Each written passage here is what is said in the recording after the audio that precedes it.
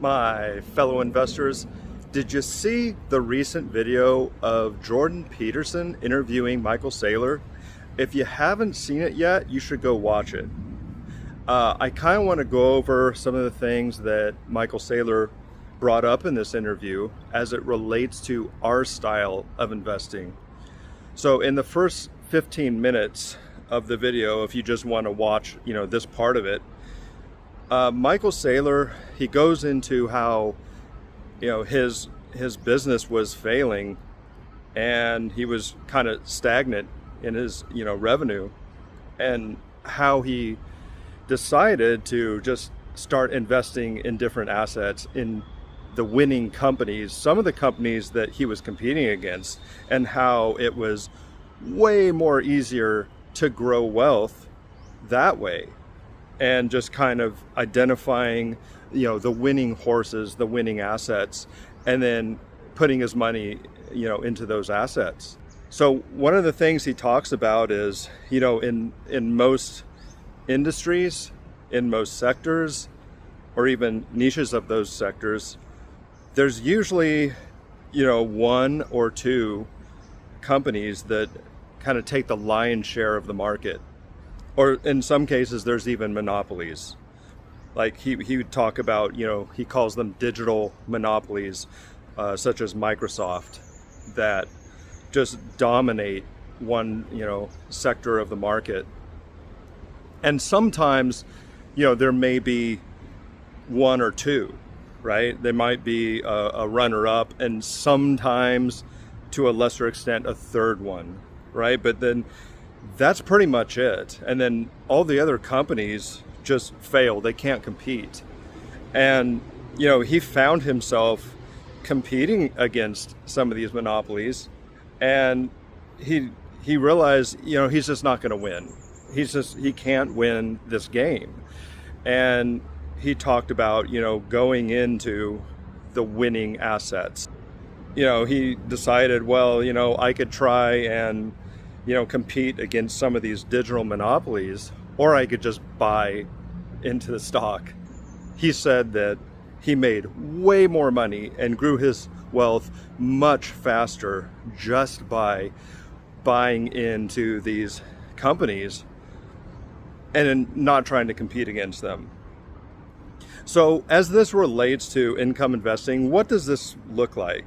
So it's not always apparent early on who the winning companies are going to be, but at some point it becomes apparent.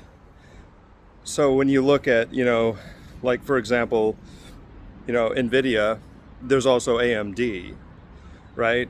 And there's a clear winner there. And, so what this would look like if you're, if you have, let's say, an options fund in both, one of the things you could do is to consolidate, put all your money in the winning horse. Forget the silver, forget the bronze medal. You want the gold medal, right? Put your money in there and you'll do much better in that way. If you cut out some of your assets that are clearly going to underperform, you're going to have higher yields, you're going to have bigger total returns, and you're going to do much better. Your portfolio is going to perform a lot better. It's just a matter of, identifying what the winning assets are going to be. And if you can do that, and like I said, at some point it becomes really apparent which the winners are going to be. Take, for example, if you're in growth stocks, right? Well, instead of diversifying and going into underperforming garbage, let's say you have, Rivian stock and you have Tesla stock. Well, you could, for example, cut out the losing horse, Rivian, and put that money to work instead into Tesla. That's just one example.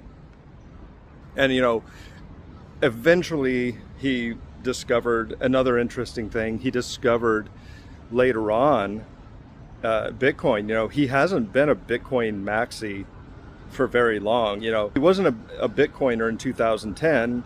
In fact, he wasn't even a Bitcoiner in 2015. And now he's like the biggest maxi of them all, right? So he discovered these winning assets, and he found that it's way easier to make money this way, to just buy into winning assets and, you know, instead grow your wealth that way, instead of competing in the market and, you know, trying to be the monopoly, trying to be the company that gets the lion's share of the market.